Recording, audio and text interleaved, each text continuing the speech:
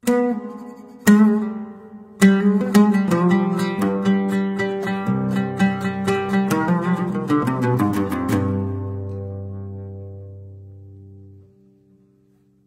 خودای گەورە و میهرەبان. خۆشەویستان، خۆشحاڵم لە بەرنامەیەکی تری بەرچن پێتان گەیشتمەوە.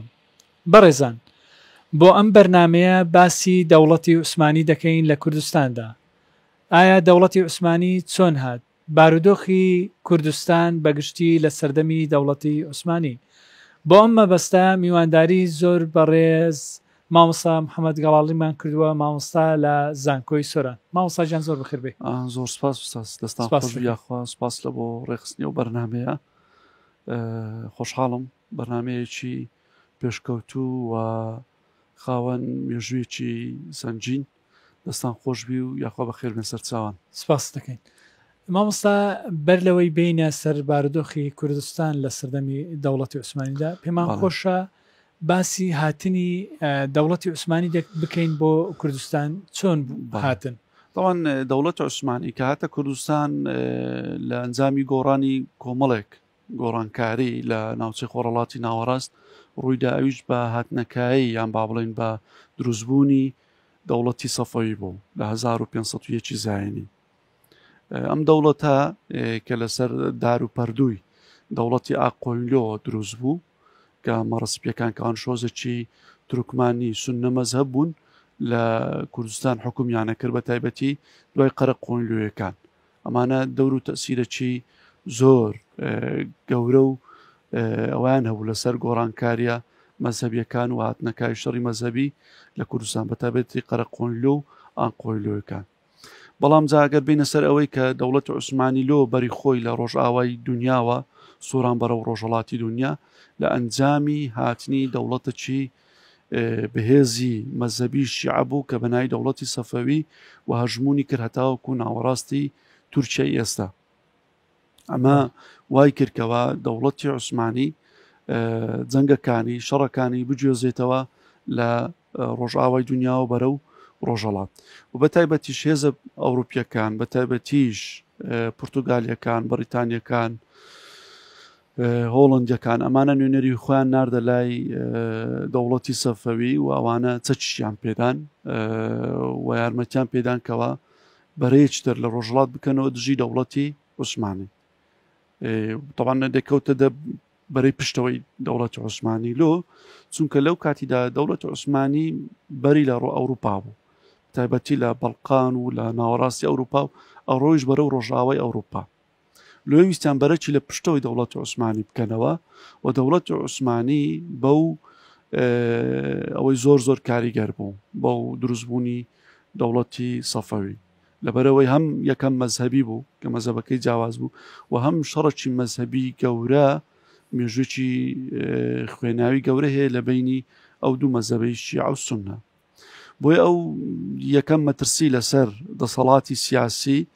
و هەژمونی سیاسی و هەژمونی سەربازی و لایەنی جڤاچەکەی لە ڕۆژهەڵات پەیدا بوو. بۆیە دەوڵەتی عوسمانی بەرەبەرە هات هەژمونی کردە سەر ناوچەکانی ئەنادۆڵ لە ناوەڕاستەوە، لە ناوەڕاستی ئەنادۆڵەوە بەرەو باکووری کوردستان و دواتر بەرەو باشوور و دواتر بەرەو ڕۆژهەڵاتی کوردستان، هەتاوەکو دەگەنە ناوچەکانی لە باوڵێن تا دەگاتە شەڕی چاڵدێران لە 1514. لەوێەوە ئەو شەڕێکە دروست دەبێتن دەبێتە خاڵی یەکلایی کەرەوە لە چەسپاندنی دەسەڵاتی عوسمانی لە کوردستان. وایە لەو شەڕێدا میرەکانی کورد زۆرینیان پاڵیاندایە پاڵ دەوڵەتی عوسمانی و چوونە پاڵی و شەڕیان لە بۆ کردو و بەهۆی ئەو پێشکەوتووی چەکی ئاگردار کە ئیمپراتۆرای عوسمانی هەیبوو لە مەیدانی شەڕدا عوسمانیەکان براوە بوون و پایتەختی یەکەمی سەفەویەکانیش دەستی بەسەردا گیرا لەلایەن عوسمانیەکانەوە تەورێز و هەژمونی عوسمانی بە تەواوی لە کوردستاندا بە ناڕاستەوخۆ یەکەم لە شەڕی چاڵدێرانەوە چەسپا. ئەمە مێژوێکی بڵێن 500 ساڵی هەیە کە تێپەڕیوە. بەڵام دەوڵەتی عوسمانی کە هاتە کوردستان ڕاستیدا یەکەم جار بە شەڕ نەهات، وەکو باسمان کرد. شەڕی چاڵدێرانەوەیە لە گۆڵی ورمێ بوو لەوێ شەڕ لەگەڵ کورد نەبوو، شەڕ لەگەڵ ئیمپراتۆریای سەفەوی بوو. بەڵام کورد دەسەڵاتی عوسمانی کە قۆبوڵ کرد چکە لەبەرەوەی عوسمانیەکان بە ئاشتی هاتن، یەکەم جار بە شەڕ نەهاتن، یەکەم جار بە ئاشتی هاتن. ئەو ئاشتیە چۆن بوو؟ بە پێی ڕێکەوتنێک بوو لە نێوان مەلا سەلیمی بەدلیسی لەگەڵ سوڵتان سەلیمی یەکەمی عوسمانی لە 1516 ئەو ڕێکەوتنامەیە کە 28 میری کورد بکەسبوونی خۆ لە بۆ ئیمپراتۆریای عوسمانی و سوڵتانی عوسمانی ڕائەگەێنن و تەنها لە بۆی و کە میرنشینەکانی کوردستان ئەوانە تەنها لە بۆ کاتی شەڕ و بەشێک لە باج بنێرن لە بۆ ئیمپراتۆریای عوسمانی لە کاتی شەڕ سەرباز بنێرن، لە کاتی ئاسایشدا ئەو باج و خەراجی کە کۆکرێتەوە بەشی دەوڵەت عوسمانیشی لێ بدەن. ئەمە دەسەڵاتی عوسمانی یەکەم جار هەتاوەکو دەگەینە ساڵی 1535 لە ماوەی ئەو 20 ساڵێک کە تەواجودی دەسەڵاتی عوسمانی هەبوو لە بۆ نزیکەی چارەگە سەدەیەک دەکاتن بە ئاشتیە، بە شەڕ نییە. جالەوەوە کە کاتێک کە سوڵتان سلێمانی قانونی کە بڵێن هەڵمەتێکی سەربازی ڕاگەنی بە ناوی هەڵمەتی سەردوو عێراقەکە، ئەوەی کە لە تورکی عوسمانی پێڵەن عێراقین سەفەری، هەڵمەتی سەردوو عێراقەکانی عێراقی عەجەم و عێراقی عەرەبی. ئەو عێراقی عەجەمیە کە دێتن لە منتقەی تەورێزەوە داخلێ بتن جارشتە لە 1534ەوە هەتاوەکو دەگاتە بەغدا، لەوێش بەسەر دەکەوێتەوە لە بۆ کەرکووک و ناوچەکانی کوردستان تاوەکو دەگاتە دەشتی گۆبتەپەلەوێ، بڵێن کە خێوەتی یان چادری ئەنجومەنی وەزیرانی عوسمانی هەڵدەدرێ، بانگێشتی عەزەدین شێری میری میرنشینی سۆرانەکرێ لەوێ لەگەڵ دوو لە هاوڵەکانی لە بەردەم ئەنجومەنی وەزیرانی عوسمانی بە تۆمەتی ئەوەی کە دەسەڵاتی کە پەیوەندی هەبووە لەگەڵ سەفەویەکان لە ژێرەوە و دیاری و هێزی نەناردێ لە بۆ سوڵتانی عوسمانی سوڵتان سلێمانی قانونی کە لە بەغدای دەست بەسەرداگرتووە، ئەوە ئەکاتن کەوە بیر لەوەی بکانەوە کەوە سەری لە لاشەی جیا بکەنەوە. تاوان بڕیارەکە جێبەجێیەکرێت و سەری لە لاشەی جیا ئەکرێتەوە. ئەو ناوچەی هەولێر کە بەشی زۆری بڵێن میرنشینی سۆران بەڕێوە بردووە تاوەکو دەگاتە ناوچەکانی ڕەواندوز و سماقولی و هەریر و دوین و منتیقەکانی دیکەی باشووری کوردستان بە تایبەتی لە نێوان زەی گەورە و زەی بچووکدا، ئەوە دەخرێتە بەندەستی حوسێن بەجی داسنی. ئەوان دینن داسنیەکان دینن دایانکەنە وەکو بڵێ قەیومی ئەو میرنشینی سۆران. تەمان جاگە بڵێن وەکو مەسەلەی قەیومیش مێژۆکی دوور و درێژی هەیە لە دەسەڵاتی عوسمانیەکانەوە تاوەکو تورکیا ئێستا. ئەوە یەکە لەو بەشان لەو مێژوانەی کەوە ئیمپراتۆریای عوسمانی ئیشی لەسەر کرد. تەمان شەڕێکی 50 ساڵە لە نێوان داسنیەکان و سۆرانیەکان دروست دەبیتن هەر لە 1535ەوە هەتاوەکو 1580ەکان ئەو شەڕە بەردەوامە بیتن لەسەر ناوچەی هەولێر و منتقەی سماقولی و حەریر و هەتاوەکو ناوچەکانی ڕەواندوزیش. یعنی شەڕێکی 50 ساڵە بەهۆی ئەو بڵێن هاتنی سوڵتان سلێمانی قانونی ئەم شەڕە بەرپا بێت. تەمان زەمن بۆ باسم کرد لەوێوە ئەو دەسەڵاتی عوسمانی ئەو جارە بەڕاستە و خۆیی بە شێوەیەکی کە بە بڵێن سەپاندنی هێزی سەربازی تێدا بووە و دەسەپاندنی دەسەڵاتی ئیداری تێدا بووە و سەپاندنی دەسەڵاتی اقتصادی عوسمانی تێدا بووە بەسەر ناوچەکانی دیکەی کوردستانیشدا ئەسەپێتن. مەسەڵەن بۆ نمونە لە 1537 عوسمانیەکان هێرشەکەنە سەر قەڵای شارەزور، بەتایبەتی ئەو قەڵانە کە لە شارەزور بووینە شارەزوری ئێستا دەڵێن کە بەتایبەتی منتقەی قورماڵ و قەڵاکانی ئەحمەداوە و قەڵای زەڵم و حەسەنە ئاوا و قەڵای پڵنگان و ئەمانە. لەو کاتشەوە هێرشێکە دیکەی بەرفراوان هەتاوەکو 1552 ئەکەنەوە سەر کوردستان و بەتایبەتی باشووری کوردستانیش ئەو ناوچەی هەمووی دەست بەسەر داگرن. کەواتە لە ماوەی 1540 تاوەکو 1537 ئاشتی بووە دەسەڵاتی عوسمانی لە کوردستان بە ئاشتی هاتووە و وجودی هەبووە و چەسپاوە ئەوەی لە دوایتر بە شەڕ ئەچەسپێتن زیاتر قوڵە بێتەوە و پایەکان دەسەڵاتی عوسمانی لە کوردستاندا بەهێزترەکە لە 1535 دەست پێکە هەتاوەکو 1552 اینجا لەوێوە دەسەڵاتی کارژێری عوسمانی لە کوردستان بە یەک جاری ئەچەسپێتن بە تایبەتی لە دروستکردنی یەکەی کارژێری سربەخۆ بە ناوی ئایالەتی شارەزور تەمەنەوە لە 1564 و ئایالەتی شارەزور دێتە کایەوە بێتە بەشێک لەو سی ئایالەتەی کە لە چوارچێوەی ئیمپراتۆریای عوسمانی هەبووە هەبوونی ئەو ئایالەتەش هەژمونکردنێکی سیاسی سەربازی کارژێری کۆمەڵایەتی و ئابووری بە بەسەر هەموو باشووری کوردستاندا. بەڵێ مامۆستا محەممەد بەر لە هاتنی بڵین ئیمپراتۆرەتی دەوڵەتی عوسمانی کە ڕێجی خۆی دادەکتێت لە کوردستان بارودۆخی کوردستان چۆن بووەوە بە هاتنی ئەوان بارودۆخی کوردستان بۆ کوێ چوو بەرەو باشتر چوو یاخود خراپتر؟ بەڵێ بارودۆخی کوردستان لە سەرەتادا بارودۆخێکی جێگیر بوو بڵێن چووکە شەڕ نەهاتە بۆ کوردستانی تایبەتی شەڕی چێ شەڕی عوسمانی و سەفەوی ئەمە واقع ینی با بڵێن بەڵام بە بەردەوامیش لە ژێر هەڕەشەی هێزەکانی دیکەدا بوو وەکو هێزی مەسەلەن وەکو پێشتر باسمان کرد شەڕی ئاقۆیلەکان و قەرەقۆنلەوەکان ئەگەر بین باسی شەڕی مەزەبی بکەین لە کوردستاندا ئەو دوو هێزە هێنانەکایەوە چونکە ئاقۆیلەکان چوونە پاڵ تەیمورلەنگ و کوڕەکەی بە تایبەتی لەو فراوانخوازانی دواتر لە سەدەی 15هەمدا لە کوردستاندا هاتە کایەوە بە تایبەتی ئاقۆیلەکان جێپیان لێش کرد بە قەرەقۆنلەکان قەرەقۆنلەکان شیعە مەزهەب بوون ئاقۆیلەکان سوننە مەزهەب بوون ئەگەرەوە ڕاست بکەن و لە مێژووی گوێی کووردا زۆر زار دەڵێن شەڕی مەزهەبی شیعە و سوننە لە کوردستانیان عوسمانی و سەفەوی شەڕیان لەسەر مەسەلەی ئەوە بۆکە یەکچەند شیعە بوو یەکچەند سوننە بووە وایە و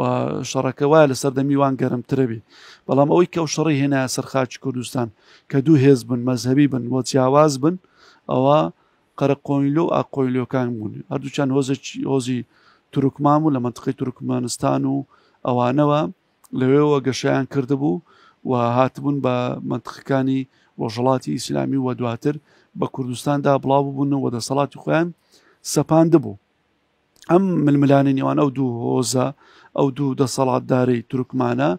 یەکەچیان سوننە و یەکەچیان شیعە مەزهەبە ئەوان ئەو شەڕی مەزهەبیان لە کوردستاندا هێنا جا لە سەدەی 16هەمدا کە دەسەڵات دەوڵەتی عوسمانی و سەفەوی دێتن بارودۆخی کوردستان بارودۆخێکی جێگیر بوو وەکو باسم کرد لە ڕووی لۆ جێگیر بوو لەبەرەوەی دەسەڵاتی بنشینەکان مەوجود بوو لە ڕووی هیچ بۆشاییەک نەبوو لە ڕووی سیاسی لە ڕووی سەربازی و لە ڕووی کارجێڕیەوە چکەوان بەڕێو ناوچەکەشیان بەڕێوە هاپرد یان بەڵام ناوچەکە کەوتو بە ژێر تەسیراتێکی گۆڕانکارێکی جیهانی بە تایبەتی لە ڕووی ئابوووریەوە لە دوای دۆزینەوەی ڕەسە ڕەجا ساڵە یان کەیپ تاون لە 1497 لەلایەن فاسکۆ دیگاماوە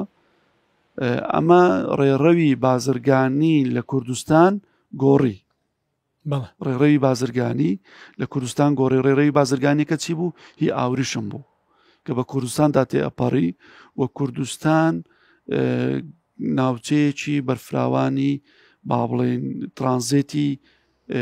بازرگانی جیهانی بوو و خەڵکەکی زۆر لە هەموو ناوچەکانی کوردستان بە درێژایی ئەو ڕێگایەدا سوودمەندە بوون لە ئاڵوگۆڕکردنی شتومەکەکان لە بازرگانی ڕۆژهەڵات و ڕۆژئاوای جیهان ئەمە بژانەوەیەکی گەورە بوو لە کوردستاندا هەبوو بەڵام لەگەڵ ئەو دۆزینەوەیە و لەگەڵ هاتنی عوسمانیەکان ئابووری کوردستان بەرەو وەکو بڵێ لاواز بوون یان پوکانەوە ڕۆیشت ئەمە یەکەچەند بە تایبەتی کە شەڕیش دروست بوو شەڕ عوسمانی و سەفەویەکان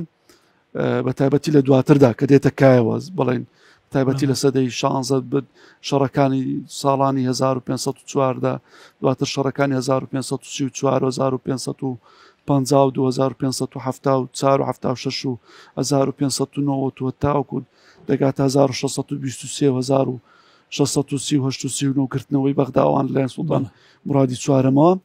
یعنی ئابووری کوردستان بە بەردەو لەو فترەیە ئەگەر لە 125 ساڵ تەماشا بکەین شەڕی چاڵدێران هەتاوەکو ڕێککەوتنامەی زەهاو تقریبی 125 ساڵە کاتن ئابووری کوردستان لەژێر وێرانبوونەکی گەورەیە واتە کوردستان بە بەردەوامی هەم خاکەکەی سووتێ هەم خەڵکەکەی ئاوارە ئەبی هەم بەرهەمەکانی لە ناوەچن هەم هەژاری و برسەتی و نەداری لە کوردستان بڵاو بیتەوە داوان بارودۆخی کوردستان ئەگەر بین باز بکەینەوە جارەی دیکە لەژێر ئەو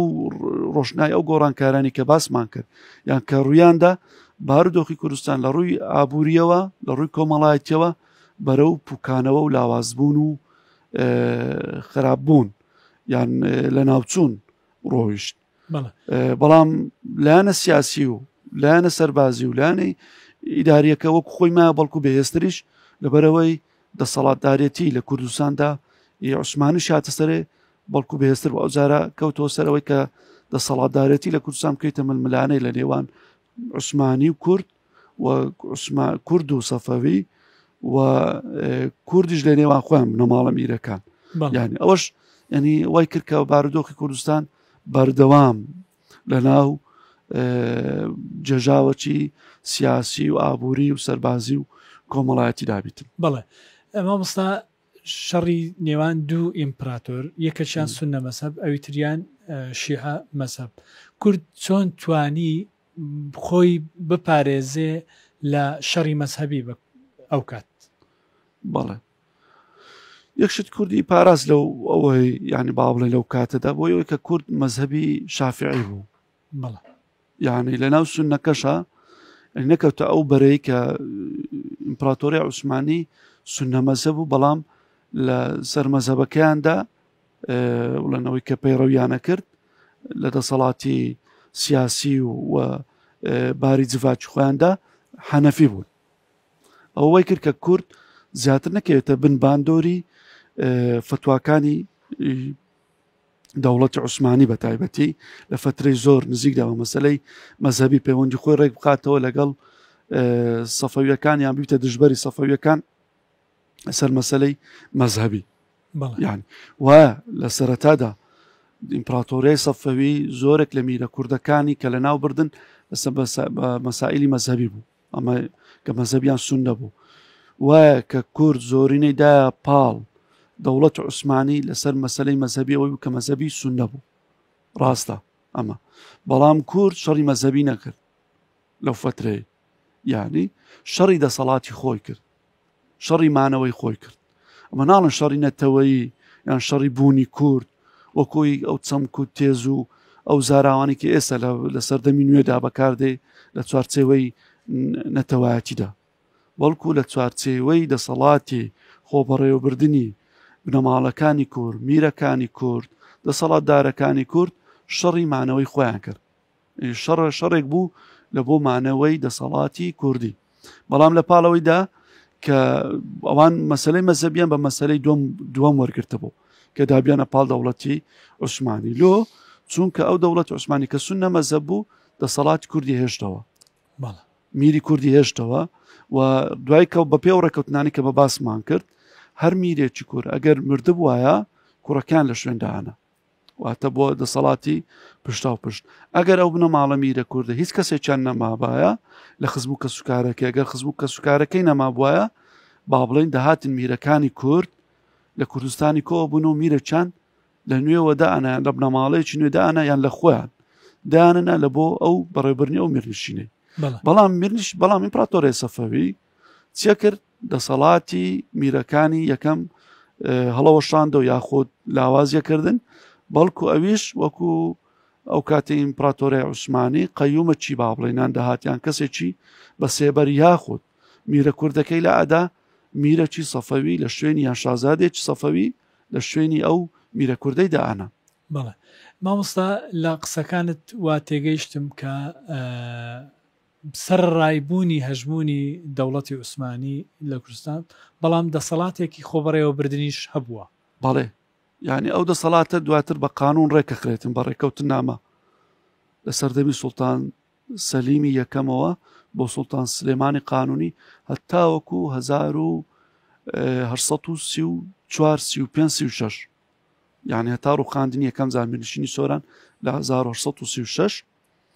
هاتۆ بە درێژایی 300 ساڵ زیاتر 320 ساڵ یان 21 ساڵ خۆ بەڕێوەبردننی کورد بەردەوام بووە. بۆ نمونە میرنشینی سۆران، میرنشینی ئامێدی یان بەهدینان و میرنشینی ئەکاری لە ئیمپراتۆریە عوسمانی بە حکوومەت ناسراون. بەڵێ سەهران حکوومەتی، ینی بە ناوی حکوومەتی سۆران یان العمادیە حکوومەتی بە ناوی حکوومەت هاتیە. ئەوە دەرەجەیەک بەرزتر بووە لە میرنشینەکانی تر. بۆ نمونە دەسەڵات پشتاپشت بووە. بۆ نمونە باجی نەدایتە دەوڵەتی عوسمانی، بەس تەنها سەربازی دایە و هەروەها هیچ ڕووپێوێکی لە ڕووی باج و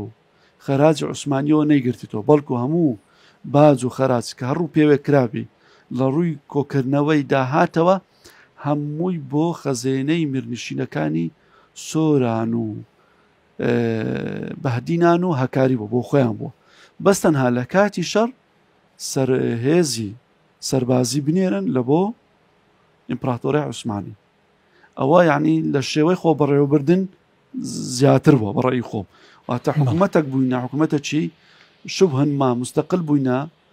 نیمچە سەربەخۆ بووینە لە ناو ئیمپراتۆریە عوسمانی. بەڵێ طبعاً ئەوە خاڵەکی پرشنگدارە، یعنی ئەو کاتە کە کورد لە شێوەی حکوومەتێکی تەواو جا ئەمانە ڕاستە لە شێوەی حکوومەتی وەکو ئێستا دامەزراو نەبووینە،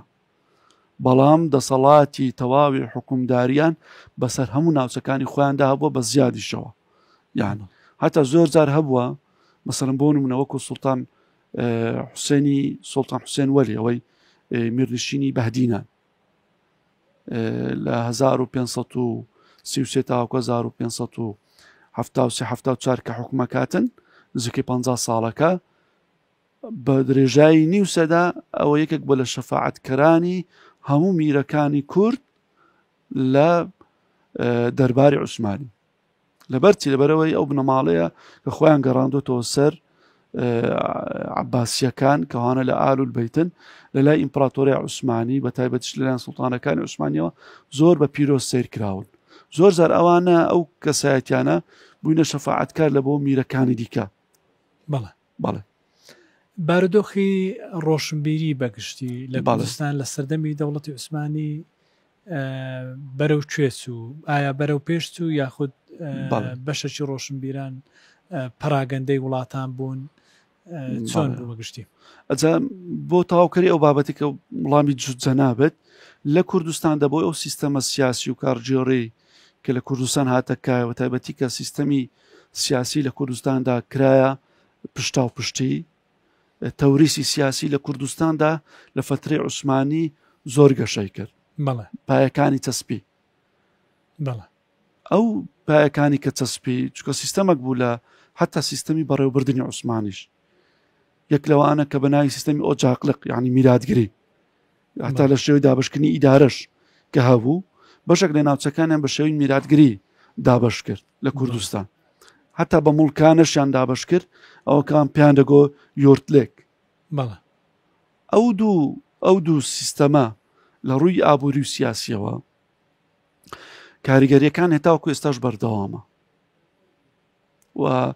ڕنگدانەوەی هەیە و ڕنگڕێژی ئەوەی کردیەکە لە ناو دەسەڵات و بەڕێوەبردننی کوردیدا تەوریسی سیاسی لە پێش زۆر شتەکانی دیکەوە بێتن. ئەمە ڕشەیەکی مێژوویی هەیە. ئەو بارودۆخی کە لە کوردستاندا هەبوو بەهۆی بەشێکی زۆری ئەو ڕۆشنبیرانەی کورد کە ئێستا دەین باسییانەکەین بەشی زۆریان لەبەر ئەو دەسەڵاتی تەوریسی سیاسی یان میلادگرانی دەسەڵات و سیاست لە کوردستاندا باریان کرد، ڕۆیشتن کۆچیان کرد. لەبەرەوەی فەزای بیرکردنەوە فەزای ڕەخنەگرتن، فەزای نووسین، فەزای قسەکردن لە بۆ خەڵک، بیر و ڕاگۆڕینەوە زۆر تەسک بوو لە کوردستانی. هەم حەشیمەتی کوردستان کەم بوو و هەم دەسەڵاتداری کورد سنجی فراوان نەبوو و هەمیش خوێندەواری لە کوردستان زۆر نەبوو. یعنی ئەمە دەور و تەسیرەکی زۆری هەبوو لەوەی کە ڕۆشنبیرەکانی ما کورد منەوەڕانی کورد ئەویان کەوێتە سەر کە کەڵکەڵی ئەویان کەتە سەر کەوا بڕۆن لە بۆ ناوچەکانی تر. کەواتە زیاتر هۆکارەکە بڵین ناوخۆیی بووە نەک بڵین ئیقلیمی. بەڵێ طبعاً جا نمونە زۆرە لەوەی ئێستا باس بکەین. مەسەلەن بۆ نمونە خەڵاتکردنی نووسەرەکان لەلایەن دەرباری عوسمانیەوە هەر نووسەرێکی کورد لە کوردستان هەر منەوەڕە کتێبێکی نووسی بە ئەگەر مەیلی لێ وایە دەینارد لە بۆ دەرباری عوسمانی و پاریان لە بۆ ئەنار خەڵاتیانە کرد. زۆر جار هەبووە کە پاریان نەناردووە نووسەرەکە خۆی بەدواداچوو ئەو بیتە سەبەبێک لەوەی کە بڕواتن لە کوردستان. ئەمە یەک لە خاڵەکان بووە. ئەو پێشوازی زیاتر با بڵێن بە تایبەتی لە حیجاز بە تایبەتی لە مەکە و مەدینە پێشوازێکی زۆر لە زانایانی کورد کرایە. یەک لەوانە مامۆستا محەممەد عەلی قەرەداغی لە کۆنگرەی یان لە کۆنفرانسی زانستی ابن ئادەم لە زانکۆی سۆران باسی ئەوەی کرد کە زانایەکی زۆر لە بۆ ناوچەکانی حیجاز و ئەوانە کۆچیان کردێ. یەک لە کەسایەتەکان لە توێژەرەکان کە بە ناوی کاک ئیبراهیم خەڵکی وڵاتی سعودیای بوو بانگێش کرابوو و داوت کرابوو و هەردێکی لەگەڵ خۆی نابوو هەردێکی خارجی 5,000 دەستنووسی لەسەر بوو. لەوانە باسیەوەی کرد کە 250 دەستنووسی زانایانی کووردە کە زۆرینیان لە قەبیان شەهرە زووریە. هەتا باسی ئەوەی کرد لە مەکتەبەکانی ڕیاض لە پایتەختی سعودیا 4-5 کتێبخانەی گەورەی دەستنووس هەیە لەوێ نزیکە 4,000 دەستنووسی کوردەیە کە زۆرینەی هەرە زۆری ئەو 4,000 دەستنووسێ زانایەکانی کوردنووسیتیان زۆرینیان لە قەبیان نازناویان شەهرە زووریە. یعنی اینجا کۆچی کورد بڵێ منەوەڕانی کورد لە بۆ بەغدا کە نزیکتر بووە لە کوردستان بە تایبەتی لە باشووری کوردستان هەروەها لە بۆ حەلەب لە بۆ ئیستانبول و لە بۆ قاهیرە و لە بۆ حیجازیش بەردەوامی هەبووە. ئەمە ینی لەوێ خۆیان دۆزیوەتەوە با بڵین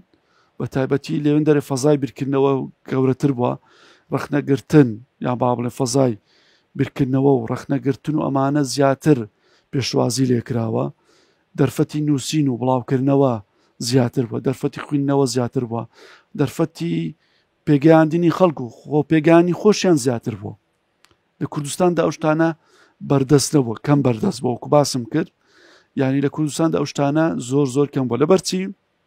لەبەرەوەی بیرکردنەوەی دەسەڵاتی کوردی بە تایبەتی بیرنشینەکانی کوردی میرایەتی نەبووە بەڵکو دەسەڵاتدارێتی بووە. هەموو خەمیان زیاتر لە چەسپاندنی دەسەڵاتی هی خۆیان و کوڕ و کوڕەزاکانیان و کە سوکاری خۆیاندا بووە لە هی خزمەتکردنەوە. مەسەلەن بۆ نمونە لە ئەوروپا ئەگەر مە سەیر بکەین لە 1350 کە ڕێنسانس دروستە بێتن هەتا 1650 زاینی بە درێژایی 300 میرەکانی کە لە ئەوروپا حکومیانە کرد ئەوانە دەستەنینایە بەر کە ڕێنسانس و چاکسازی ریفۆرمی ئاینی، ریفۆرمی کۆمەڵایەتی، ریفۆرمی سیاسی، حتا بژانەوەی زانستی پێشکەوتن و داهێنانی گەورەی زانستی میرەکان لە خۆیان گرت بەشی زۆری حتا لە بچووکردنەوەی دەسەڵاتی کەنیسەش واتە لەکە خۆیان دەسەڵاتی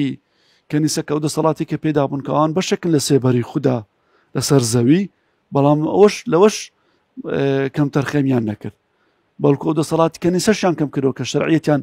لێوەرگرتو بوو. منەوەڕانی کورد زیاتر کەسایەتی و زانا و عەلامە و کەسانی تێگەیشت و پێگەیشتوی سەردەمی خۆیان بوون و ئەوانە شەرعیەتیاندا بۆ دەسەڵاتی کوردی بەڵام بە پێچەوانەوە دەسەڵاتی کوردی ئەو کاتە بە تایبەتی میرنشینە کوردیەکان ئامادە نەبوون خزمەتیان بکەنەوە. مەسەڵەن نمونە کرد لە بۆ دینمەوە لە میرنشینی سۆرە کاتێک کە مامۆستا مەلا محەممەدی خەتێ دێنن یەک لە زاناکان کە مفتی بڵێن ئەمارەتی سۆران بووە دەڕواتن بەبێ بیر لێ بکرێتە ئەو کەسایەتی ئەو زانایە نەڕواتن لە چوارچەوەی میرنشینی سۆراندا بمێنێتەوە. دەڕواتن هەتاوەکو بە میر محەممەدی سۆران دەڵێن ئەوە ڕۆیشت طبعا دەڵێن دەچەوە گوندەکەی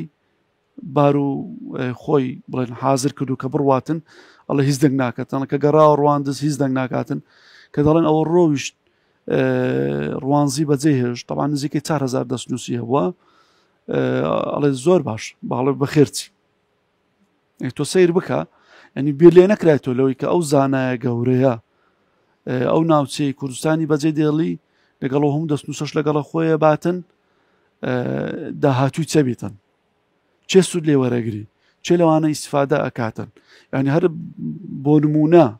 ئیمپراتۆرای عوسمانی لەو فترێکی حکمی کوردستانی کردیە ئەموو کوردستانی گەورە بەشی زۆر تا 1639 چکە بەشی ڕۆژهەڵاتی کوردستانیش منطقەی کرماشان و هەتاوەکو گاتە سەغز و سنە و هەتا شنۆ ئەمانە منطقەی برادۆستانیش بەشێک بۆ لە ئاهەلەتی شارە زۆر یعنی ئەو ناوچێگە بگیر تەماشە بکەین نزیکەی ئیمپراتۆری عوسمانی 300,000 دەستنووسی کوردستانی بردی تا ئیستانبوڵ ئێستا لە کتێبخانە بەناوبانگەکانی وەکو کتێبخانی سلێمانیە و بایەزید و ئەرشیفی عوسمانیدا ماوەتەوە کەواتە لەو فترەی لە کوردستانی زیانەکی گەورە وەبەر کەلەپور و ڕۆشنبیری نووسەران و بەرهەمی نووسەران و زانایانی کوورکەوتووە کە زۆری بەشی زۆریەوانش کە ئێستا لەوێ نەگەڕاونەتەوە بەڵێن ئەو دەستنووسە ناتەوە کوردستان وایە بەشەیان کراونەتە دیجیتاڵ و لەلایەن کۆمەڵێک لە توێژەران و دامەزراوەکانن بەڵام 300,000 دەستنووس ژمارەیەکی زۆرە کە تاوەکو ئێستا تەبەنجا بووەیە ئەوە بەهۆی بەشێکی زۆری بەهۆیەوەی کە دەستیان بەسەر کوردستان داگرتووە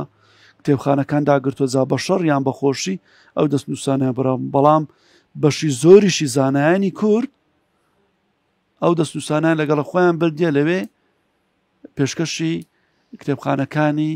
ئیمپراتۆری عوسمانیان کردو یان کتێبخانەکانی خۆیان بۆ لە دوای خۆیان وەکو وەقفێک دراوەتە ئەو کتێبخانانەی ئیستانبوڵ طبعا سەرمایەکی گەورەی مەحریفی ڕۆشنبیری کورد لە ئیستانبوڵە لە حیجازە لە قاهیرە لە بەغدایە و لە شامە دیمەشق یان بەڵێ مامۆستا بینە سەر بارودۆخی بڵین ئابووری هەرچەندە سەرەتا کەمێ ئاماژت پێکرد کە بارودۆخی ئابووری چۆن بووە بەڵام سەرچاوەکانی داهات لە کوردستان چی بوون ئەو کات خۆی ئابووری کوردستان ڕاستی سێشت بووە ئەساسەن یعنی یەکەمیان بازرگانی بووە بڵێن کە باسمان کرد بازرگانیەکە زۆر تەسیری هەبوو لەسەر کوردستان بە تایبەتی لە پێشکەوتنی کوردستان لەوکە لە سەدەی بە تایبەتی 13 و 14 و بڵێن هەتاوەکو سەدەی 16 هەمیش بە تایبەتی ئەو شوێنانی کە کەتوبوونە سەر هێڵی ئاورشمی باڵێن هێڵی بازرگانی ئاورشمی جیهانی کە ڕۆژهەڵات و ڕۆژاوای دنیای بێکەوە ئەبەستەوە ئەو بڵێن داهاتێکی زۆر گەورە بوو لە بۆ کوردستان وەکو داهات بەڵام اقتصادی ئەساسی کوردستانیان با بڵێن بنەمای ئابووری کوردستان چی بوون دوو شتی ئەساسی بوو یەکەم کوشتوکاڵ دووەم شوانکارەی یان ئاژەڵداری ئەمانە دەور و تەسیری زۆری بوو لە مێژووی کوردستان لە ژیانی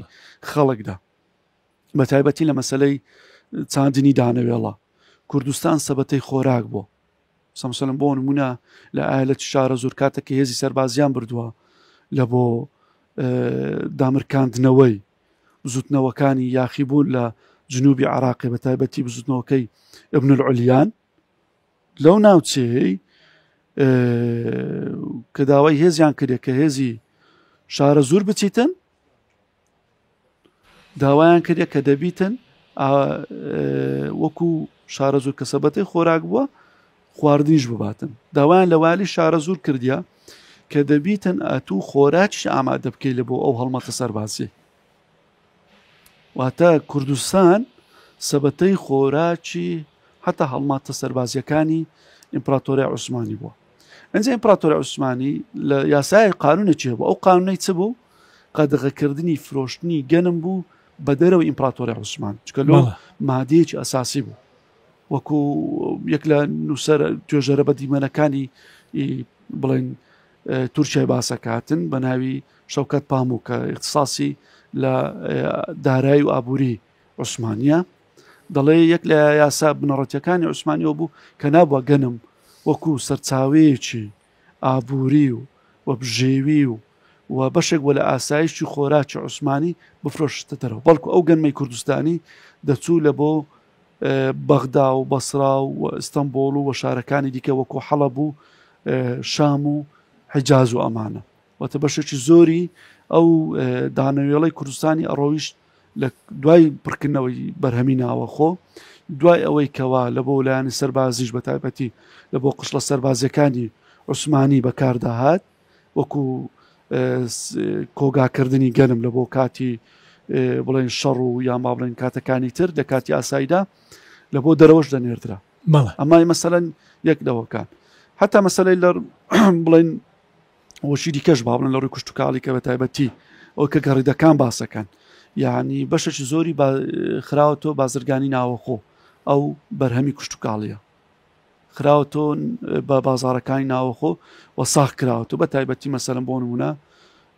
میوەجاتی منتقەی بەهدینان بە تایبەتی ئاکرێ و ئامێدی و ئەوانە سەیەک لەوانە وەکو بەرهەمی میوەی وەکو مەسەلەن هەنجیر هی منتقی ئاکرێ لە هەولێر ساخ کراوەتەوە و لە بۆ ناوچەکانی کەش بە هەمان شێوە ناوچەکی بەڵێن کوردستان لە بازاڕی ناوەخۆ بە تایبەتی لە ڕووی ئابوووریەکەوە هەمووی بێکەوە بەستراوەتەوە و بەرهەمان ناو ئەو بەرهەمانەی کە لە کوشتتوکاڵی بەرهەمان بەشی زۆریش لە کوردستاندا ساخ کراوەتەوە بووتە سەرچاوەی داهات بەڵام ئەو سەرچاوەی داهاتە زیاتر بە مقایەزەش بووە ینی بە ئاڵوگۆڕکردنی شت بە شت بووە ینی کەمتر بڵێن بە پارە بووە اینجا لایەنە ئابوووریەکە ئەگەر وێستا باس بکەین بەتا بەس مثلا بۆ نوێ لە ڕووی ئاژەڵداریەوە بەشێکی زۆری ئەو ئاژەڵداری کە لە کوردستاندا بە تایبەتی کوردستان کە خەڵکی کوردستان پشتی پێبەستیە بۆتە سەرچاوێکی گەورەی داهات مثلا هەم بەرهەمە سپیایەکان لە بۆ ڕۆژانە کە فرۆشراوە و خەڵک سوودی لێبینەوە لە خواردنی ڕۆژانەش و هەڵگرتنی لە بۆ خواردن لە وەرزەکانی دیکە بەتایبەتی لە وەرزی پاییز و وەرزی زستاندا بەتایبەتی لەو دوو وەرزەدا ئەوەش بڵێن بەشێکی لە سەرچاوەی خۆبژێوی و داهاتی سوودی لێبیندراوە لە ئاژەڵداری بەتایبەتی لە پێستەی بەتایبەتی لە خوریەکەی زۆر سوود وەرگیراوە بۆ نمونە لە دروستکردنی شتومەکەکان بەتایبەتی لەوانە وەکو جلوبەرێک وەکو هەتا گەیشتۆتە پێڵاویش ئەوە هەمووی بە پێستەی ئاژەڵی کوردستان کراوە و لە بازارەکانی هەتا زۆر لە گەڕیدەکان باسەکە کە باس لە دروستکردنی پێڵاوی ڕەنجی سوورەکە وکلەوانە جەستن پێرکنس لە 1949 لە ڕەواندز یعنی بێجگەلەوە خوری ئاژەڵی کوردستانی لە 1990 لەلایەن بازرگانێکی وەکو کەریمی عەلەکەی بە پێو بەڵگەنامەی کە لە بەردەستە باسی ئەوەیە کە یەکێک لە نوێنەرەکانی لە شاری مانچستەر و نوێنەرشکەی لە لەندەن نامێکی بۆ ئەنێرن لە نیسانی 1990 کەریمی عەلەکە لە سلێمانی ئاگدارەکەنەوە دەڵێن نزیکەی 20 بالەی خوری کوردستانی کە لە سلێمانی و ناوچەکانی کەی کوردستان کۆکراوەتەوە ئەوە مۆڵەتنامەی بۆ وەرگیراوە لە بەندەری مانچستەرە و لەندەنە دەنێرین لە بۆ بەندەری نیویۆرک یعنی لە ڕووی بەرهەمی کوشتتوکە بڵێن ئاژەڵداریەوە لە کوردستانی خۆمان بە تایبەتی لەو بەشەی کوردستانی نێردراوە لە بۆ ئەو پەڕی ڕۆژئاوای دنیاە لێرەدا دیاربەکر بە تایبەتی گەورەترین و حەڵەبیش گەورەترین ناوچەی بازرگانی بوونە لە کوردستانی بۆ بە تایبەتی لە بۆ ئەوروپا ئەو شتومەکانی لە هەموو کوردستان بە شووری کوردستان بە تایبەتی نێردراوە لە بۆ دیاربەکر اینجا لە بۆ حەڵەب اینجا لە بۆ بەندەرەکانی سەر دەریای سپی ناوەڕاست لە وڵاتی شام طبعاً بەرەمەکانی دیکەش زۆر هەبووە کە نێردراوە وەسێک لەوانە وەکو مازوو کە بڵێن با بڵێن نێردراوە لە بۆ بازارەکانی زیانی سوودی لێوەجێ وەکو کەتیرەش ئەمانە زۆر بابەتی دیکەنا سوودیان لێوەرگیراوە لە بۆ بازرگانی کوردستان و دەرەوەی کوردستانش ئەوە بە تایبەتی بڵێن لەگەڵ ڕۆژئاوای دنیادا. بەڵێ کەواتە بازرگانانی کورد بەگشتی بڵین پەیوەندیەکی باشیان هەبووە لەگەڵ پایتەختانی جیهان بۆی کە کاڵاکانیان ساغ بکەنەوە. بەڵام قسەیەک هەیە لێرە کە باج و سەرانە سندراوە لە بڵین بەگشتی لە بازرگان لە خەڵکی کوردستان لە سای دەوڵەتی عوسمانی دووشت هەبووە ڕاستی، ینی هەتا شێخ ڕەزای تاڵەبانی شعرێکی هەیە لەوەی دەڵێتن وەسفەکاتن لێ باج و خەراجی عوسمانی ئەوەندە زۆرە بەس ئەوە ماوە لەسەر پاشماوەی ئەن پەرژنێک بی لە ڕووی بینەرانیش ئەنێ بەس ماوە لەسەر پاشماوەی ئاژەڵان یعنی دابنێتن یعنی ئەوەندە بڵێن باجەکانی زۆر بوو چکە 90 زۆری باجە بووە لە ئیمپراتۆریای عوسمانی. یعنی بەزانەمانگە بەراورد بکەوە لەگەڵ ئەو ژمارانی ئێستا زۆر کەمترێکە. یعنی زامان بەڵام ئەو بازاڕی کە لە بڵێن لە کوردستانە بووە زیاتر بازاری ترانزیتی بووە. بەڵێ مامۆستارە ڕێژەی هەژاری و دەوڵەمەندی و خۆشگوزەرانی لە کوردستان چۆن بووە؟ زاما بینە سەرەوەی کە باسمان کرد کە ئەو بازاری کوردستان زیاتر بازاری ترانزیتی بووە. ئەو بازارەوەی کردێک کە بازاری تاران، بازاری ئیستانبول، بازاری بەغدا، بازاری شام هەژمون کاتەسە کوردستانی. کوردستان نەبیتە بازارێک لە بۆ ساخکردنەوەی کاڵایەکان، بەڵکو تەنها کاڵا و شتومەک بنێریتە دەرەوەی کوردستان. هەتا ئێستاش ئەوە هەیە. ئەو جۆرەکە لە سیاسەتی هەرێمایەتی کە بازار لە کوردستانی بازاری ساخکردنەوەی خۆی نەبیتن و بازاری ساخکردنەوەی بەرهەمەکانی دیکە نەبیتن لە کوردستان بەخۆی بەرهەم بینی بەخۆشی ساخ کاتەوە و بەرهەمە داهاتەکەی لە بە خۆ بگەڕێتەوە. بەڵکو ئەو کاتیش دەبا هەموو بەرهەمەکانی کوردستانی بە تایبەتی مادەخاوەکان لە کوردستانی چوبانە ئەو بازارە گەورانە لەوێ بەرهەمی هێنرابا و دروست کرابا و اینجا بەهات با لە کوردستانی ساخ کراباوە. واتە بە دوو جار هەم مادەخاوەکە لە کوردستانی چۆ دەرێ، جارشکە بە پارە دەهاتەوە کوردستانی دەبی کوردستان جارشکە پارێ بنێریتەوە دەرێ وەکو ئێستا. بۆی ئەو هەژمونە ئابووریە بۆ ئەوەیە کە کوردستان نەبێتە خاوەن ئابووریەکی خۆی سربەخۆ و چینێکی بۆشجووا دروست نەبی کە لە سەرپەی خۆی بوەستی دامی قوارەی سیاسی کوردی بکاتن. ئەمە هەر لە سەدەی 16ەوە بەردەوامی بۆ تاوەکو ئێستا. طبعاً ئەمە تەسیری هەبووە لەسەر پووکانەوە ژیانی خەڵک. خەڵک زیاتر بە هەژاری ژیایە، نەک بڵێ وڵا هەژاری هەتا بڵێ بە برسێتی ژیایە بەراورد بە دەوروبەری بە چەند بەڵگەیەکەوە. ئەوەی لە کوردستان کە هەبووە هیچ بڵێن پێشکەوتنێک لە ڕووی بیناسازی لە ڕووی بیناسازی لە ڕووی ڕێگاوبان لە ڕووی خۆشگوزەرانی لە کوردستاندا نەبووە. چکە چ کاتێک ئەمانەی لە ڕووی بیناسازی و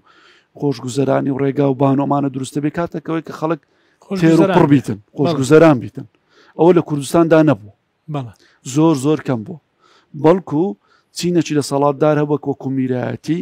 دواتر کە ئیمپراتۆریای عوسمانی دەگەڕێتەوە چینەکی دەسەڵاتداری سیاسی و کارجێڕی و سەربازی عوسمانی هەبووە. ئەوانە حکومی کوردستانیان کردیا، ئەوانە خۆشگوزەران بووینە. ئەوەی تر کەماوەتەوە وەکو بڵێن چینەکی کەمی دۆڵەمەند چینی هەرە زۆرینەی هەژار. ئەوانە بڵێن لە هەتاوەکو کۆتایی هاتنی شەڕی یەکەمی جیهانی هەر بە هەژاری ماونەتەوە. یعنی هیچ دەرەتانێک وەکو بڵێن هیچ دەرفەتێک لە بۆوان نەبووە بە شێوەیەکی خۆش بژین وایە ژیاون، بەڵام بەهۆی هاتنی نەخۆشیەک پەتایەک تاعونێک هەمووی لە ناوچوونە. ئەوەش سەبەبی خۆی هەبووە، ئەوش هەر سەبەبی برسێتەکە بووە، سەبەبی مەسەلەن هەژاری و نەداری و نەزانی و مەسەلەن نەبوونی خزمەت گوزاری تەندروستی ئەمانە ئەوەش بەشێک بڵێ. بەڵێ مامۆستا پێم خۆشە بینە سەرباسی بڵێن لایەنی تەندروستی کوردستان بەگشتی وە بڵاوبوونەوەی ئەو پەتایانە ئەو نەخۆشیە بڵێن گوازراوانەی کە سەردەمی خۆی خەڵکێکی زۆر پێ لە ناوچووە. ئەو کات کوردستان چۆن بووە بەگشتی؟ کوردستان بەڕاستی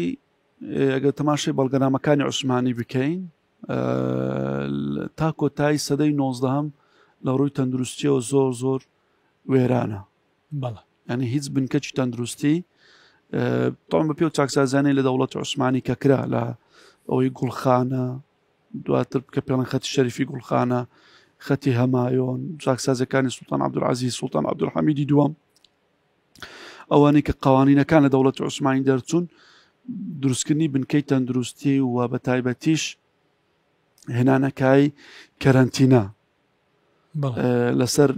مەرزەکان لەوەی خەڵکەچی بێگانە دێ لەوە ماوەی 40 ڕۆژ گڵ بدرێتەوە ئەگەر لە کاتی ئەو گڵدانەوەی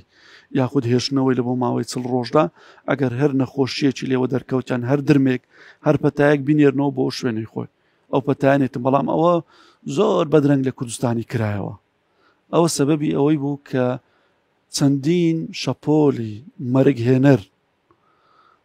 لە کوردستانی بە تایبەتی لە سەدەی 18 و 19 لە کوردستانی بڵاو بتۆ خەڵکەکی زۆر لەگەڵ خۆی بگشتنە تا سەدەی 20میش یعنی ئەوەش وەکو باسمان کرد بەشە چی ئەوەیە کە نەداری هەژاری و برسەتی و هەروەها نەبوونی ڕۆشنبیرێکی تەندروستی و نەبوونی پاک و خاوێنی بە تایبەتی لە هەندێک بڵێن هەڵسوکەوت و ئەوەی مامەڵی ڕۆژانەدا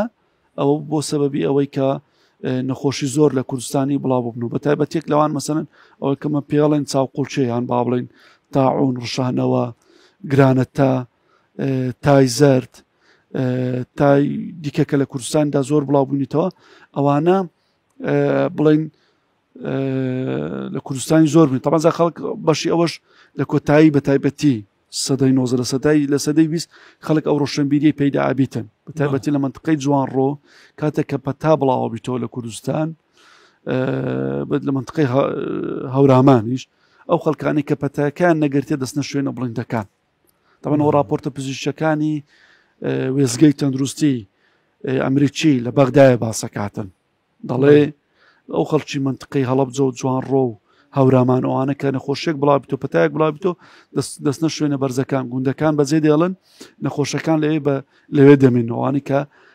بڵین پەتاکەیان گرتیا ئەو جۆر ڕۆشنبیری لە کۆتایی دەسەڵاتی ئیمپراتۆری عوسمانی دەوڵەتی قاجاری لە ناو کورداش بڵاو بیتۆش بەهۆی چ بەهۆی ئەوی کە تازە بەرەبەرە خوێندەواری لە کوردستان زۆرە بی و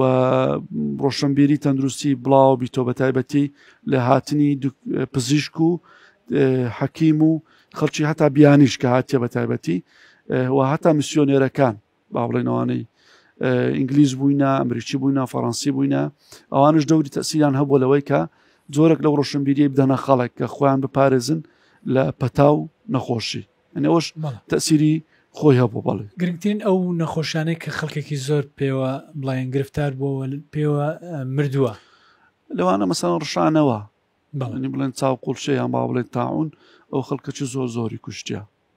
داتایەک لەبەر دەست دەکات وەڵی داتایمە ناتوانین چکە لەبەرەوەی بە پێی ئەرشیفی عوسمانی هەر لە ناوچەیەکی مەسەلەن بە پچڕی تۆمارکرا هەم وەکو یەک تۆمار نەکرایە سەمسەلەن بۆ نمونە لە ساڵی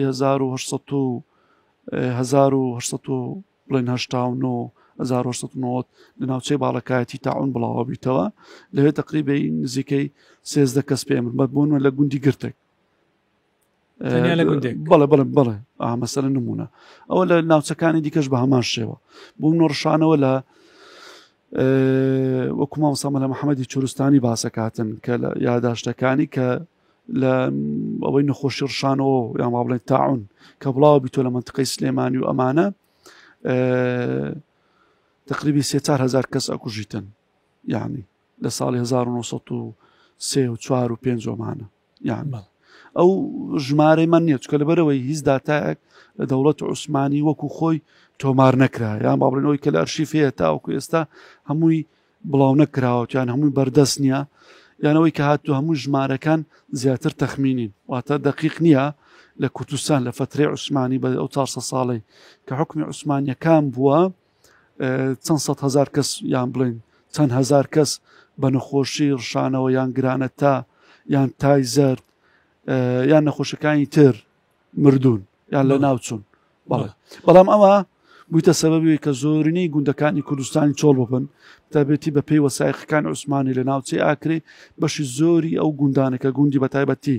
زەویەکانیان باش و بەراو بوونە خراونەتە سەر زەویەکانی سوڵتانی کە بەڕێوەبەرایەتێک بووە وەکو وەزارەتێک بووە کە سوڵتان عەبدولحەمیدی دووەم داهێناوە ئەو زەویە باشانەی کە هەبووە بە تایبەتی کە مادەی کانزایی سامانی سروشتی یان بەراو باش بوونە لە ڕووی بەرهەمێنانی کوشتکاڵیەوە کرایتە ئەراضی سەنیە یان با بڵێن زەویەکانی سوڵتانی یانی زۆر لەو تاعونانش کە بڵاو بوو تۆ نەخۆشیانە بوویتە سەبەبی ئەوەی کە بڵێن بە ناوی زەویەکان بڕواتن لە بۆ سەر بەڕێوەبەرایەتی سوڵتانی ئەوە بۆ تۆ خەڵکەوە کە خەڵکە چش بێ ئەو گوندانە ئاوادان بکاتەوە لە ناوچەکانی دیکە هاتوونە لە بۆ ناوچەی شتریان لە بۆ ئەو گوندیان ئاوادان کرد تەوان مەرجی یەکەم عوسمانیەوە بە هەر زەوی بداتە هەر کەسەکی دەبی ئاوادانی بکاتەوە ئەو هەر لە سەدەی 16 هەمەوە هەتاوەکو کۆتایی ئیمپراتۆریایەک کە لە کوردستان حکمی کردی. زۆر سپاس دکتۆر دەست خۆشبی بەرنامەکەم بەرەو کۆتایی دەچی بەڵام پێم خۆشە باسی ماستەر و دکتۆراکەت کە هەوا بزانم هەر سەبارەت بە دەوڵەتی عوسمانیە. بەڵێ بە ئەرشیفی عوسمانیە با بڵێن زیاتر بە بەڵگەنامەمان بەکارهێناوە ماستەرەکەم لەسەر تطور النظام العثماني في كردستان العراق 1916 بە زمانی عەربی نووسیوە لە زانکۆی بەیروتی عەربی لە وڵاتی لوبنان 2013 بەرگریم لێ کردووە لە 5 بەشی ئەساسی پێکدێتن و بە ناوی بڵێن پەرەسەندنی سیستەمی عوسمانیە لە کوردستانی عراق یعنی بە زیاتر باشووری کوردستان هەموو وەرگرتیە و ئەو کاتی کوردستانی عراق نەبوو کوردستانی عراق زاراوە کە لە دوای دروستبوونی دەوڵەتی عراق بەڵام لەوێ لە زانکۆیەکەی ئەو زاراوەیان با بڵێن ئەو دوو مستەڵەحی ئەخیر بەخۆی گەنا لەو کاتیەوە لە سەدەی 18 و 17ەوە هەر جنوبی کوردستان بەکارهاتەوە تایبەتی گەڕیدەکانیش ئەمە بڵێن باشووری کوردستان ئینجاما لەو ماستەرنامەی زیاتر لایانی کارژێڕی و سیاسی بە تایبەتی لە دوای هاتنەوەی دەسەڵاتی ناوەندێتی عوسمانی وەڕوخانی منوشینەکانمان خستە بەرباس و لێکۆڵینەوە یەک لە بابەسانەی گرینگە کە ئیشم لەسەر کردووە بەڕاستی یەک لەوانە پەروەردەیە شارەوانیە پۆستە و تەلەگراف و هەروەها ئەوقاف و ئەمانەیە بە تایبەتی چکەمانە پێشتر کەمترین کاریان لەسەر کرابوو لە چوارچێوەی تێزی زانستیدا ئەوەی کە بەلای خۆشمەوە زۆر گرینگە بەڕاستی نووسیدەوەی مێژووی ئەو قوتابخانە فەرمی و نافەرمیەکانە کە لە کوردستانە هەبووە ئەمانە دەور و تەسیر بە تایبەتی کە دەسەڵاتی عوسمانیە گەڕێتەوە لەگەڵ خۆیان شتێکی نوێ دینیتن لەوانەم قوتابخانەی فەرمی تایبەتی لە دوای 1946 کە وەزارەتی مەعارف لە دەوڵەتی عوسمانیا دروست دەبێتن اینجا قوتابخانانە دێتن قوتابخانە فەرمیانانە شتێکی زۆر نوێیە کە لە کوردستان دروست دەبێت ئەویش چیە زمانی تورکی عوسمانی لەگەڵ خۆی دین کاتی خۆی لە کوردستانە تەنها زمانی عەربی و فارسی بڵێن وە زمانی کوردی لە بۆ قسەکردن و حتا ئەو قاموسانشمان هەبوو وەکو ئەحمەدی و ئەمانە کە کوردیشیدا بۆ کوردیش خوێندراوە ناڵم نەخوێندراوە بەڵام لەو 24 زانستەی لە علومە نەقلی و عەقلیەکان لە کوردستانە عەربی زاڵ بووە فارسی لە ئەدەبەکە زاڵ بووە لە هەندێشتی لە ئاوشا کوردی و لە قسەکردن و لە ڕەوانکردن و دەورکردنەوەی ئەوە زیاتر بە کوردیش شەرح و ئەمانە کراوە بەڵام بە نووسین کەمترۆجا تورکی هات تورکی عوسمانی زۆر دەور و تەسیری هەبوو لەسەر قۆناغی دواڕۆژی کورد بە تایبەتیش لە بەد مەسەلەی بیرکردنەوەی بیری نەتەوایەتی بە چەند هۆکارێک یەکەم خەڵک کە لای چۆلای قوتابخانە فەرمیەکان بەوەی کە زبەیدا ئەمەزرێت و ئەبێ فێرە تورکی بێت و ئەوە شەنگاوە گولەوەی کە بەشێکی زۆری ئەوانش بستنە ئەستەمبۆڵیش بستنە بەغداش دواتر بێنەوە لێرە خزمەت بکەنەوە تەسیری سەقافەتی تورکی عوسمانیان لەسەربی لەو قوتابخانە فەرمیانە شش کەشە خوێندرا زمانی فەڕەنسیش سەگەت تەماشای خەواتری یان خاتیراتەکانی مامۆستا محەممەد ئەمی زەکی بەک بکەیت کە لە گۆڤاری ژین بڵاو کرایەوە لە سەردەمی نوێدا بنکەی ژین باسێکە کە فەڕەنسیشیان خوێندووە یان زامە دەور و تەسیری هەبوو لە هەژمونکردنی زمانی تورکی عوسمانی لە کوردستان حتا لە بەسەری بیرکردنەوەی نەتەوایەتیش کورد کەوتە ژێر باندۆری بیری نەتەوایەتی گەلانی دیکە وەکو عەرەب و فارس و جا دوای تورکیش اینجا ئەوروپی دکتۆرە نامەکەت دکتۆرە نامەکەم لەسەر ئایەتی شارە زوورە ئەویش لە 5 بەشی ئەساسی پێک دێتن ئایەتی شارە زوور لە 1564 کە هەبووە هەتاوەکو 1779 بەشی کارجێڕی و پێک دێ لە بەشەکانی باسکردنی کارجێڕی هەروەها سیاسی و جڤاچی و ئابووری ئەمانە بڵێن خراوەتە بەرباز لێەوە زۆر قوڵ بوومەتەوە بە تایبەتی بە بەڵگەنامەی عوسمانی نزیکەی 306 بەڵگەنامی بڵاو نەکراون بەکارێنا لەگەڵ زیاتر لە 100 بەڵگەنامی بڵاو کراوە کە بۆ جار یەکەم لە توێژینەوەی زانستی بەکاردێت. زۆر سپاس مامۆستا محەممەد گەڵاڵی. کۆتا پرسیار دەمەوێت زۆر بە کورتی وەڵامم بدەیتەوە. دەوڵەتی عوسمانی وەک ڕزگارکەر سیر بکرێ یاخود وەک داگیرکەر؟ ئەگەر بە کورتی وەڵام دەوێت. بەڵێ چکە